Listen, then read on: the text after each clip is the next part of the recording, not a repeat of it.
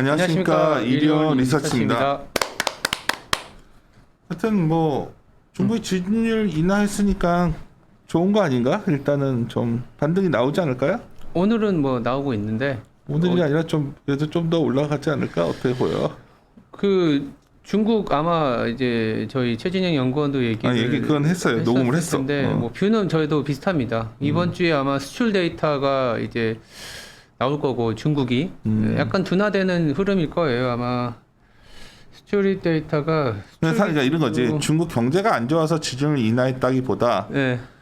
당장 중국의 어떤 돌아오는 여러 가지 소위 채권 만기 물량들 이걸 위해서 1조 이하 푼 거 아니냐? 이게 최진 연구원 생각 아닌가? 그렇죠. 약간 뭐 이게 경기가 슬로우해지는, 그러니까 해석하기 나름인 것 같아요. 드디어 이제 왜 중국이 그러냐면 먼저 요즘 돈다. 뭐만 얘기하면 뭐 코로나 바이러스 때문에 뭐 델타 변이 때문이다, 뭐 때문이다 하는데 그냥 좀 속도가 둔화되고 있고 만기들 돌아오고 뭐 이거 아니야? 우리 데이터 보면. 저희는 그렇게 해석을 하는데 아직 중국이 이제 뭔가 크게 스탠스를 변화시키는 건 아니다라는 식으로 저희들은 보고 있고요. 그런 상황에서 경제 지표가 좀 둔화됐던 부분들 나는 그래요. 네. 그래서 그런데 말 끊지 말랬는데 뭐 아니요, 당신이랑 얘기할 때는 네. 아니 그 우리 구독자들이 당신이랑 말할 때는 뭐 그냥 쑥쑥 하니까. 근데 뭐 다행인 게 사실 여름에 좀 중국이 불안했잖아요. 사실 이런 문제들이. 그러니까 그건 안 터지게 된 거 아니야 이렇게 되면? 네, 그렇죠.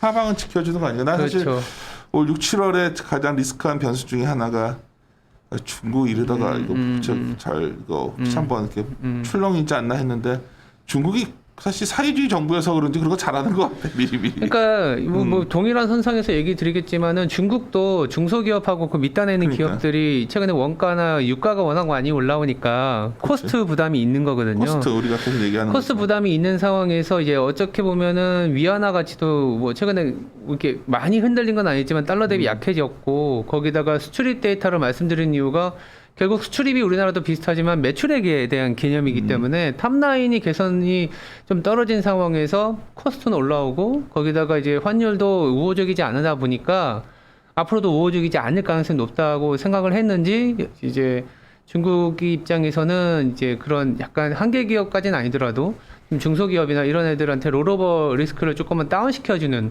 그 정도로 보고 있기 때문에 그게 이제 지금 드디어 올해 내내 중국이 사실은 크레딧 임펄스나 지준 그 경기 스탠스는 사실 좀 그 어느 나라보다도 호키시했거든요. 그래서 이제 막 돌리는 거 아니냐라는 생각을 강세 입장에서는 받아들일 수 있겠지만은 저희들 봤을 때는 그 정도는 아니다라고 말씀을 드리고 있는 상황입니다. 근데 오히려 지난번 금요일에 그 미국 통화안정 보고서 보면 미국 경기에 대한 자신감을 상당히 피력하면서 미국 주식이 좀 올라갔잖아요. 그런 것도 있고 뭐 단기적으로 국채가 워낙 많이 빠져갔고요. 그거에 되돌림도 있었고. 네. 그리고 그게 지난주에 이제 나왔던 특징 중에 하나가 정책 스탠스들이 확실히 바뀌었다라는 거를 시장이 인식한 것 같아요. 인식하고 ECB는 더 완화 정책으로 가겠다라는 거고 연준 같은 경우에는 아마 저는 이번 주와 다음 주 돼서 되돌림 현상이 나오는 게 어떤 거냐면 국채가 너무 빠졌기 때문에 단기적으로 그게 좀 일시적으로 되돌림은 있겠지만 이번 주에 미국의 물가도 나오게 되면 생각보다 그렇게 또 국채가 막 치고 나가는 건 아닌 것 같아요. 난 달러가 약해지지 않을 것 같아. 달러가 핵심인 것 같습니다. 내가 달러가 봐도 핵심이고 아까 ECB 얘기 잘했는데 ECB도 뭐 어쨌든 간에 돈 더 풀겠다는 의지를 그러니까 그렇죠. 그러니까 유로화에 대한 스탠스는 명확해요. ECB는 지금 너무 유로화가 강하다라는 거를 시장에 계속 시그널을 주고 있기 때문에 그 상태에서 나오는 경제지표 둔화는 아니면 경제지표가 둔화라는 게 뭐 사실 ISM 제조업 지수로 60 이상이면 그래도 확장이지 않겠냐라는 얘기는 하겠지만 전월 대비로 둔화되는 부분들은 사실 유로화보다는 달러화에 손을 들어줄 가능성이 높기 때문에 그랬을 때 한국 시장은 뭔가 계속 올라간 것 같아도 되게 좀 이런 거잖아요. 뭔가 위로 갈 것 같은데 위로 가지도 못하고 아래로 갈 것 같은데 아래로 가지도 못하는 굉장히 답답한 시장인 거죠. 그게 달러화가 잘 버텨버릴 때의 특징이에요. 전 세계 주가를 다우, 뭐 나스닥, 이머징, 독일, 한국, 뭐 이렇게 중국 한번 그려보시면은 우리는 굉장히 답답한데 독일도 막 올라가 있고 미국도 우상향 하고 있는데 우리는 계속 답답한 거거든요. 그게 달러가 생각보다 안 빠질 때의 특징이라고 보시면 될 것 같아요. 이게 더 이어지지 않을까라는 생각 때문에 저희들은 조금은 너무 흥분하지 말자는 정도로 얘기를 드리는 거죠. 지금 자료 갖고 잠깐 그리고 오늘 이제 와서 말씀드리는 거는 그러니까 뭐 쇼페이퍼다 보니까 간단한 지표가 업데이트돼서 그리고 그 지표를 계속 봐왔었는데 최근에 이제 약간 뭐라고 할까요? 의미 있는 수준에서 좀 변화가 발생하다 보니까 그거에 대한 해설편이라고 보시면 될 것 같아요. 그래서 이 페이지에는 그 리스크 온오프 트레이더 그러니까 뭐 사실은 이게 수급 지표일 수도 있어요. 그러니까 투기적인 포지션들이 지금 얼마나 그 각 자산에 많은 어떤 그 포지션을 쌓고 있냐. 이를테면 리스크 온과 관련된 자산은 우리가 알고 있듯이 원유나 구리 그리고 유로화 그리고 이제 주식이라고 보시면 될 것 같고 그리고 이제 오른쪽 위에 보시면 계속 짙은 파란 선으로 올라가 있잖아요. 그거는 뭐냐면 아까 말씀드렸던 네 가지 자산의 투기적 포지션에서 안전자산 내지는 디플레이션 자산이라고 할 수 있는 이제 뭐 엔화 그리고 달러화, 골드, 채권에 대한 포지션을 저희의 갖고 있는 이제 로직으로 이제 만든 건데 그만큼 최근에 올라온 게 유로화하고 원유하고 구리에 대한 롱베팅이 굉장히 강했었죠. 달러가 약해지면서. 그리고 어떤 물가 상승이나 아니면 유로화의 어떤 베팅이 상당히 심했었는데 이게 한 거의 20년치 레벨에서 조금 탑을 보이고 내려온 네. 너네들 맨날 왜 이렇게 너희들 짜증난다. 신중 얼굴만 봐도 짜증난다. 이게 참 우리 딜레마인데 네. 너희들 데이터 보고가 왔냐 실적이 좋아지는데 왜 그러냐 그러는데 내가 이제 가끔씩 그럼 이거 다 보여줄 수는 없잖아 우리가 보는 데이터들을. 근데 이게 리스크 에피타이트 리스크 이게 뭐지 식욕 욕망 뭐 이런 거다 욕망 리스크 욕망 지표 뭐 이렇게 번역해야겠지 물먹에서. 근데 이제 이게 이렇게 낮을 때는 바이콜 하겠는데 그렇죠. 중간 정도에도 하겠는데 그렇죠. 이게 여기서 하다가 내가 한번 고생한 적도 있었잖아요. 신종 시작 기억나? 그러니까 이럴 때 흥분해가지고 내가 그래서 하면서 항상 고점은 내가 알 수 없지만 약간 현금 비중을 어느 정도 유지해야 될 때가 작년 하반기부터 거의 여기 왔었잖아. 네, 맞아요. 그거에 이제 저 차트를 보시면 조금 앞에 있는 게 작년 하반기거든요. 그러니까. 근데 그 위에서 계속 놀고 있는 상황이에요. 놀고 있기 때문에 주식 자체가 좀 옆으로 가고 있는 건데, 그러니까 이제 아주 긴 사이클에서 보면 자산 배분이나 아니면 뭐 장기적으로 주식을 해야 된다 말아야 된다라는 사이클을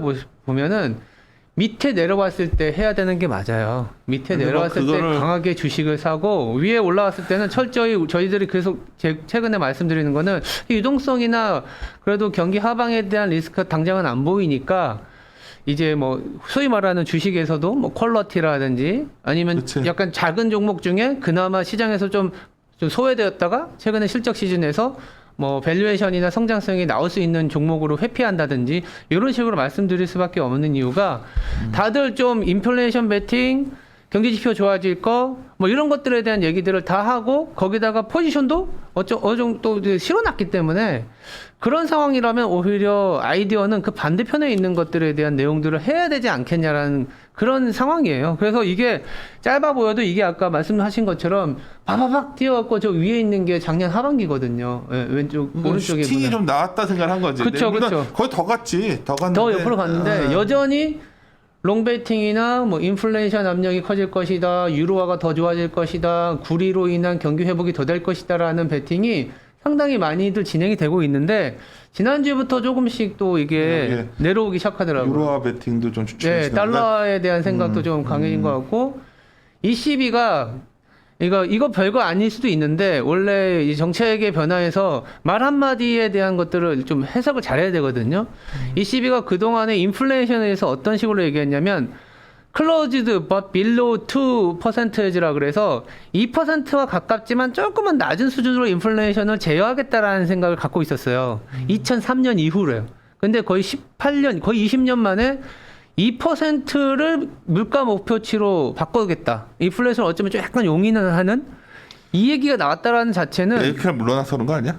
그렇죠. 그래서 독일식 어떤 그 엄격주의, 뭐 인플레이션보다는 그러니까 사실 하이퍼 인플레이션을 굉장히 좀 컨트롤하고 싶어하는 독일 은행의 어떤 전통이 바이마르의 하이퍼 인플레에 대한 그러니까 독일의 입김이 메르켈 물러나면서 좀 약화되면서 그렇죠. 프랑스 애들이 좀 경제 주도권도 없으면서 이제 밀어붙이는 것 그렇죠. 같은데. 그래서 그랬을 때 우리한테 나타나는 특징은 당장은 아니지만 나중에 갔을 때는 뭐 유럽발 인플레이션이 나타날 수 있는데 당장은 유로화가 너무 강한 거에 대해서 반대작용이 그러니까 작용할 수 있는, 즉 달러화가 강해질 수 있는 개연성을 이 시비에서 지난주에 저는 졌다고도 생각을 하기 때문에 그런 측면에서 투기적인 포지션을 보여드리는 거예요. 여기서 빠졌던 것들이 유로화에서 포지션 빠지고, 사실 최근에 가장 강하게 이제 심리적인 이격이 벌써 발생한 게 유가거든요. 유가가 75달러까지 올라온 상황이게 되면 유가가 올라온 상황을 해석할 때는 유가가 좋은 거는 수요가 좋아서 그런 거 아니냐라는 얘기도 하시겠지만은 사실은 공급단에서의 이슈이기 때문에 누군가는 굉장히 비용으로서 그래서 중국에서도 지준율을 내린 거지 않습니까? 그래서 지준율을 내렸다라는 그 포인트가 유가가 너무 높기 때문이라면은 유가가 또 너무 높은 거에 대한 반대 방향이에요. 즉 코스트가 높아졌고 이머징 어딘가에서는 바잉 파워, 즉 좀 이렇게 디맨드가 약해질 수 있는 그런 얘기들이 나올 수도 있다. 2분기 이후에. 그리고 심심찮게 벌써부터 좀 주가나 내지는 환율은 상당히 약해진 상황이에요. 달러 대비. 우리나라가 안정적이어서 그렇지 다른 나라 이머징 뭐 이런 나라 보시면 소위 말해서 작살나는 애들도 있습니다. 그런 걸 좀 감안해서 시장을 봐야 되지 않겠냐는 측면에서 간단하게 말씀을 드렸고, 왜냐하면 이번 주 초반에 되면 또 미국이 지난주에 뭐 과도하게 빠져서 이제 조정이 끝났다 이런 얘기들이 나올 것 같아서 저희들은 아직까지는 조정이 끝났거나 다시 재상승의 탄력을 갖고 가는 장은 아니지 않겠냐라는 측면에서 말씀을 드리는 거죠. 또 이렇게 우리가 이제 너무 좀 이런 입장인 거에 대해서 스트레스 받는 분들이 있으니까 그냥 이 데이터가 되게 중요한 거. 두 번째 데이터가 되게 의미 있는 건데 네. 사실 유가와 달러가 둘 다 강한 기간이 이번만 예외인 줄 아시는 분들이 있는데 그렇진 않아요. 않아요. 몇 번 사실 있었어요. 그게 네. 되게 좀 기분 나쁜 거기 때문에 저희가 네. 자꾸만 이걸 방송 내가 저번에도 자꾸 얘기를 했던 건데 네. 이거 설명 좀 해주죠. 제가 그림 이번에도 표시했는데 약간 빨간 선은 유가하고 달러가 같이 강해진 이후의 시장이고요. 기간이고요. 점선으로 표시한 기간이 있는데 그렇게 달러는 사실은 달러가 강해질 때 유가가 강해지는 구간은 그렇게 많진 않아요. 이게 구간별로 자를 수가 있는 거죠. 왜냐하면 달러 표시 자산이기 때문에. 근데 그럼에도 불구하고 여러 가지 이유로, 이를테면은 최근과 같이 공급단의 이슈로 달러가 강해졌음에도 불구하고 유로가 빠지지 않거나 되려 상승해버리는 구간이 몇 번 있었는데, 뭐 2012년에도 있었고요. 2013년에서 14년 넘어갈 때도 있었고, 우리가 이제 그래도 강세장인 이제 2016, 17년에도 있었고, 가장 가까운 게 2018년에서 19년 넘어갈 수 있었는데, 그 이후에 한 3개월, 4개월 동안은 시장이나 유가가 그렇게 아름답진 않았었어요.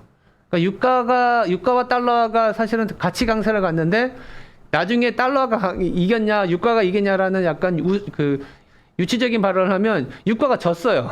그래서 유가가 좀 빠지는 구간이 나타났었는데, 저희들은 좀 조심스러운 건 유가는 단기 오버슈팅은 나올 수 있어도 지금부터는 상방보단 하방에 대한 얘기를 할 수밖에 없는 상황이라고 저희들도 컨센서스를 상황 맞아들이고 있고, 그럼 유가가 좀 슬로해졌을 때에 이제 주가나 자산별의 변화를 조금 감지해서 보자라는 얘기고요. 최근에 채권 가격이 워낙 좀 뭐랄까 재밌잖아요. 너무 드라마틱하게 변하는데 이렇게 유가가 조금 2, 3개월 동안 빠지는 구간이 나왔다 보니까 지난 그 달러와 유가가 동반 강세였을 때 되려 채권 쪽 일드가 좋아졌어요. 그러니까 채권 쪽의 수익률이 좋아졌다는 거죠. 이머징 채권도 마찬가지고 장기채도 그렇고 하이힐드도 그렇고 오히려 리스키하지만 자산은 채권 쪽으로 유가가 빠질 때는 오히려 좋았고, 좀 유가와 이제 코롤레이션이 높은 자산들, 뭐 주식도 마찬가지지만 구리나 농산물, 뭐 이머징 통화 같은 경우는 또 별로였고, 그러니까 자산으로 따지면은 되려 2, 3개월 동안은 주식보단 채권이 좋았다라는 그 말이면 그런. 금리가 채권을 좋아하면 금리가 내려갈 거고, 그쵸. 그러면 최근에 성장주 슈팅 나오는 쪽으로 포트폴리오를 재편해야 되는 건가요? 근데 성장주라는 개념도 이제는 대형 성장주 이런 거보다는 말씀드렸지만 이제 사이즈가 좀 작용을 해야 될 것 같은 느낌이 있어요. 미국 같은 경우에는 대형 성장주가 가겠지만 미국이 대형 성장주 갈 때 반드시 한국이 대형 성장주가 간다는 얘기를 드릴 수가 없을 것 같아요. 왜냐하면 달러가 있기 때문에. 그러니까 미국이 대형 성장주는 나스닥을 대표로 말씀드리면 나스닥 주가하고 사실은 한국의 코스피보단 코스닥이 더 가까워요. 네, 그렇게 보시면 될 것 같고, 그런 상황에서 달러가 강해지는 상황이 아니면 빠지지 않는 상황에서는 대형 수출주들은 어차피 지금은 실적 시즌에 삼성전자로 인해서 약간 아무리 좋아도 뭔가 밸류에이션적인 부담을 느끼고 있는 상황이고 수출 금액도 내지는 수출액 증가율도 꺾이기 때문에 시장에서 만약에 우리가 플레이 한다면은 나스닥 아까 말씀하신 것처럼 성장률 좋겠네라고 했을 때는 우리나라에서는 오히려 작은 성장주들이 좀 좋았다.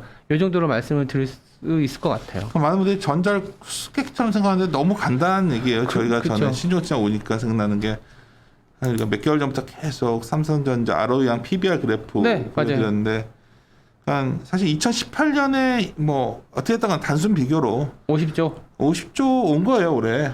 예, 주가는 그쵸. 밸류에이션은 그보다 훨씬 거의 더블이지. 뭐 70% 이상 높은 상황이죠. 높으니까 그런데 이제 사람들이 반도체 산업에 대해서 이번에 이제 내가 의외였던 게 남대종 네. 이런 거 그 방송하고서 되게 난 사람들이 좋아할 줄 알았다가 뭐 별로 안 몇 번 좋았나요? 얘기했는데 되게 막 이거 무슨 이런 분석이 있냐 그러는데 사실 반도체 일반적으로 하는 분석 아닌가요? 보통 반도체는 산업성이 워낙 세잖아요. 그렇죠. 그러니까 보통 그거의 출하와 어떤 그런 사이클을 보면서 이게 기대값을 보는 건데 너무 상식적인 얘기를 한 건데 그래서 내가 최근에 느낀 게 굉장히 주식 시작한 지 얼마 안 되신 분이 많구나. 그러니까 주가가 높은 수준이고 주가가 항상 높다라는 거는 주식이라는 거는 가격이 높을 때 오히려 수급을 이끄는 상황이기 때문에 그만큼 관심도도 많고 주가가 높아져 있기 때문에 실적도 상당히 좋게 나오는데 되려 우리나라가 되게 투자가 힘든 게 그거 같아요. 되게 좋을 때 부르면 이게 또 엇박자 나서 안 되고 되게 나쁠 때 사야 먹고 기대값이 좀 낮아져야 네. 실적 장세에 나온다 이렇게 말을 하면 사람들이 무슨 말인가 하실 텐데 되게 너무 상식적인 얘기를 한 건데 그러니까 미국은 우상향하거든요. 생산성이나 내수가 있으니까. 한국은 그게 아니라 이런 수출의 어떤 스윙 팩터가 너무 강하다 보니까 오르고 옆으로 이런 기간이 있다라는 거를 감지하고 가야 되지 않겠냐라는 얘기를 그래서 드리고 이제 있습니다. 아까 이제 이거 결론 달러 이분을 왜 보냐면 수출 증가율이 이럴 때 좀 주춤했었어요. 매출이 떨어졌고 네, 맞아요. 그 전에 매출 때문에 미리 찍어놨다 뭐 공급이 좀 많았으면 항상 그 비즈니스들은 실적에 영향을 줬었다. 그러니까 네. 단순하면 그거예요. 그냥 맞아요. 반도체도 항상 그런 사이클이었다. 네, 맞아요. 그렇지. 근데 그 얘기를 드린 건데 이게 세상이 바뀌어서 이제 그런 게 아니고 완전히 이제는 구조적으로 바뀌었다. 그러려면 뭐 예를 들어 그 회사의 어떤 구조가 바뀌어야겠죠. 뭐 파운더리 비중이 엄청 높아졌거나 뭐 세련. 근데 그건 아직 안 보이고. 뭐 주저절 이 말씀 왜 드렸냐면 그러니까 오늘 같은 그러니까 내가 요즘 가끔 느끼는 게 데이터를 자의적 해석하냐는 대한 비판을 내가 주말에 좀 봤는데 오늘 아까 요 리스크 이런 지표들 보니까 반가워서 네. 네. 저도 업데이트를 매주 시키고 있는데 그렇죠. 매주 보죠. 근데 이제 이런 것들이 사실 여기서 한번 이렇게 다 말씀드려야지 뭐 여기서 이렇게 내려오길래 이렇게 한번 쭉 내려올 줄 알았어 주가가. 그 줄 알았는데 실질적으로는 내려왔지. 주가가 여기서 못 갔죠. 못 갔네. 그러니까 네, 주가가 못 갔죠. 여기 꺾여서 여기까지 올라갈 줄 몰랐고 이때가 거의 IT 버블 때 아닌가? 그때는 이제 2007년 부동산 버블. 부동산 버블 때야. 요 정도 레벨까지 올 줄은 네, 상상도 못했고 한 요 정도에서 이렇게 될 줄 알았는데 이게 더 올라갔고. 네. 이게 내려오길래 주가가 어떻게 올라가냐? 주가가 좀 올라가고 있지. 근데 이게 뭐 이건 말씀드린 게 근데 주가를 언제 하면 좋냐면 개인 투자자분들 그쵸. 보시면 요거 낮을 때 하면요 그죠. 거의 장기 투자하면 이겨요. 근데 저도 낮을 때는 굉장히 공포스러운 얘기들이 많아요. 그러니까 세상 망하고 더 이상 이제 우리 앞으로 이제 어떻게 해야 되나. 아니 꼭 정책이 막 나오고 금융위기가- 사람들은 막 집 안 살려고 할 거고 주식 안 살려고 할 거고 막 이럴 때예요. 금융위기 때만 말하는 건 아니에요. 2015년에도 그랬거든요. 그렇죠. 2015년 말. 15년 낮을 때 16년. 그때 아마 주식 사자고 많이 강하게 얘기할 텐데 네, 그렇죠. 그때 뭐 주식 사자고 하면 분위기들은 되게 싸했는데 요게 사과 나무 날 때가 여기였고 이거.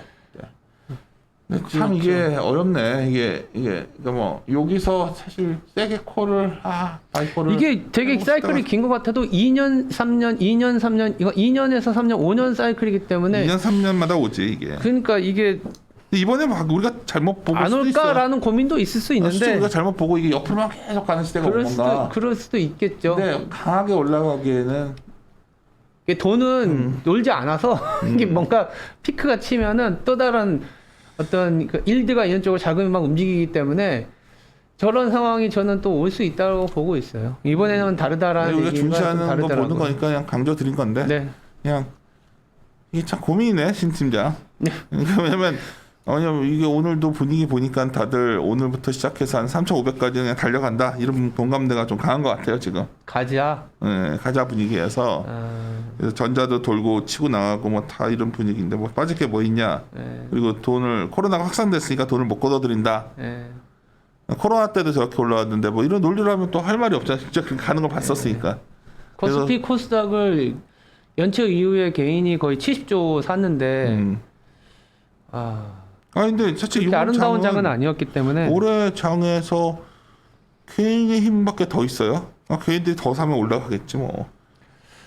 근데 이게 참 여기서 우리가 이 방식이 맞는 건지를 내가 주말에 네. 사실 내가 내일 중요한 회의가 있잖아요. 네. 그래서 이제 준비를 하다가 이거저거 데이터를 보면서 느꼈던 게 야 여기서도 또 이제 또 경론이 벌어질 텐데 회의 중에. 근데 이제 이걸 어떻게 하나 고민하다가 생각이 나네.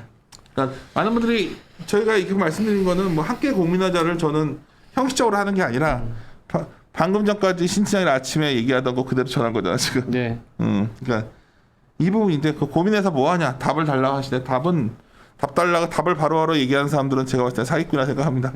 왜냐면 워낙 이 바닥에 사기꾼들 많으니까. 이거는 굉장히 시장이 코로나 이후에 정말 질적으로 변한 것이냐 그 고민도 하고 있고. 근데 항상 그럴 때마다 다시 한번 다짐하는 거는 역사는 똑같이 반복되진 않지만 라임이 있는데 그 라임의 가장 중요한 것 중에 하나가 여기 있는 결국 인간의 포지션, 탐욕 네. 뭐 이런 것들인데 이 그쵸. 데이터는 상당히 유용했었는데 지금까지는 모르겠습니다. 네. 이 정도에서 마무리 짓죠. 오늘도 아마 굉장히 분위기 좋을 것 같은데 아침에 애들 뭐 다들 세게들 밀어붙이려고 하는 것 같아 지금. 이평선 뭐 지지받고 이래서 그래서 저도 업데이트 한 거예요. 야, 저도 오늘 시장이 막 치고 올라가면은 지금쯤이면 뭐 보던 지표들이 요새는 밸류에이션 갖고는 저점 고점이 잘 안 잡히니까 심리나 수급적인 부분들 그리고 정책적인 부분들을 체크하다 보니 여전히 저가 봤었던 사이클에서는 이렇게 흥분할 땐 아니구나라는 생각을 다시 정리하다 보니까 말씀을 드리려고 자료로 그렇죠. 그래서 이제 우리가 아닌 쪽의 의견도 좀 들어보시고 오늘 네. 세게 콜하신 분들도 근거가 있는 거거든요. 네, 왜냐면 맞아요. 이분들 생각은 어차피 숫자 좋아질 거다. 3분기가 더 좋아지지 않냐. 그러면 지금 주가 단기적으로 조정받았으니까 여기서 지르자. 뭐 삼성전자, 현대차 얼마 싸졌냐. 뭐 이런 논리를 하면 또 뭐 틀린 말은 아니지 뭐. 근데 이제 그렇죠. 저희들은 또 전자가 그래서 매우 중요해서 매 녹음할 때도 언급하는데 하여튼 출하 증가의 의미를 잘 생각해 보십시오. 이거는 약간 시크릿할적 요소가 있어서 전자가 10만 원 가고 12만 원 가고 그거가 상반기에 그 의견은 정말 전 말이 안 됐다 봤고 이 시점에서는 좀 주가 싸져 있으니까 한번 9만 원까지 반등은 좀 해볼 수 있겠는데 그거마저도 이번 시적 보니까 헷갈리는 상황이어서 네. 하여튼 마무리 짓고 하여튼 이번 주 코로나 조심들 하시고 네. 마무리 짓도록 합시다. 예, 함- 함께 고민하시죠.